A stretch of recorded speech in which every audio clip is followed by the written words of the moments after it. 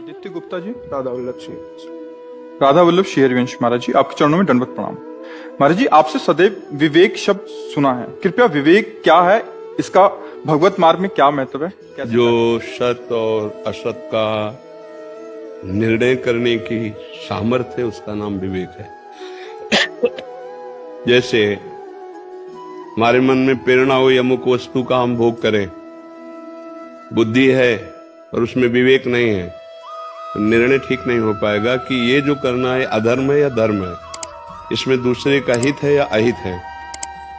थोड़ा सा संकेत होता है कि अमंगलकारी है, अधर्म है, मत करो।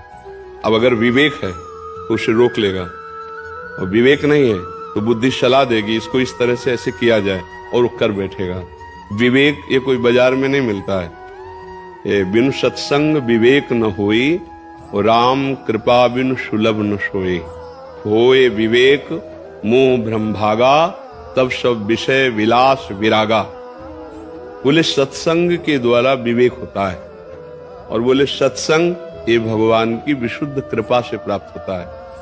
पुण्य बल से रुपया मिल सकता है, पद मिल सकता है, नाना प्रकार की भोग सामग्री यश कीर्ति मिल सकती है, लेकिन विशुद्ध भगवान के मार्ग में चलने वाले जो भगवान से प्रेम करते हैं, जिनके दिमाग में न धन है, न मान है, न कीर्ति है, न किसी तरह का अन्य लाभ है, केवल श्री भगवान है, ऐसे भक्तों का संग केवल भगवान से कृपा, केवल भगवान की कृपा।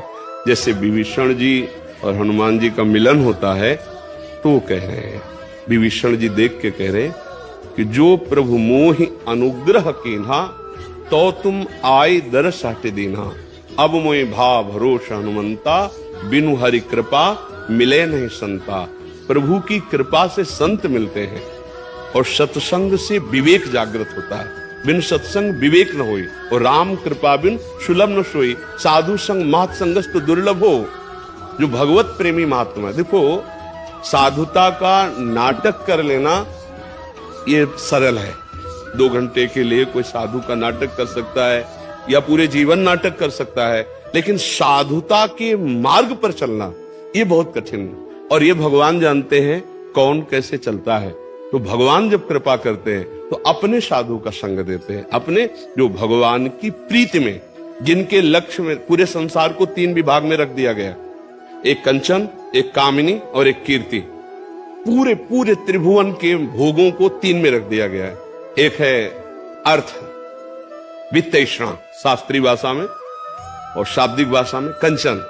एक है पुत्रेषणा सांसारिक भाषा में कामिनी, और एक है कीर्ति, प्रणाम नमस्कार यश कीर्ति नाम आदि हो जाना। इन तीनों से राग रहित जो पुरुष है उसे ही संत कहते हैं। जो 3 मकार पर विजय प्राप्त किए, मदन, मद और मोह। मदन काम, मद अहंकार और मोह शारीरिक ममता। इन पर जो विजय प्राप्त करके निरंतर भगवान के चिंतन में डूबा उसे संत कहते हैं। ऐसे संत के संग से विवेक उत्पन्न होता है, और जब विवेक उत्पन्न होता है तो असत मार्ग का वो त्यागी होता है। असत मार्ग उससे कभी भूलकर भी पाप कर्म नहीं बन सकता, क्योंकि उसके अंदर विवेक बैठा हुआ है।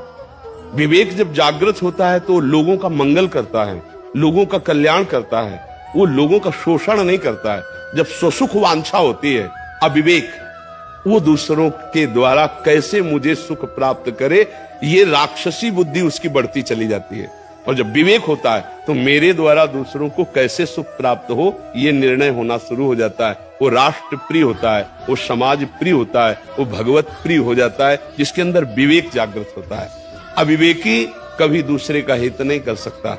वो अगर मित्रता भी करता है तो कोई स्वार्थ की बुद्धि रख के करता है। विवेकी मित्र जब बनाता है तो उसे मंगल मार्ग में चलाता है। कुपथ निवारी सुपंथ चलावा। तो आज के मित्र अविवेकी हैं। ये जो आज व्यवहार चला है ना मित्रता का, ये मित्रता का नहीं शत्रुता का चला है।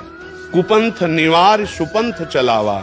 मित्र हो तो हाथ मिलाओ और धर्म पूर्वक चलो और सतमार्ग में चलो। प्राणों की बाजी लगाकर तुम्हारी रक्षा करेंगे, तुम्हें सुख पहुंचाएंगे। इसे तो मित्रता कहते हैं। मित्रता का एक हवाला दे करके उसको व्यसन युक्त कर देना, उसको भ्रष्ट आचरण में कर देना, उसको अपने अधीन करना, ये मित्रता नहीं, ये अविवेक का लक्षण। विवेकी कभी ऐसा नहीं कर सकता। तो विवेक शास्त्र सम्मत और संत सम्मत जो ज्ञान है उसे विवेक कहते हैं।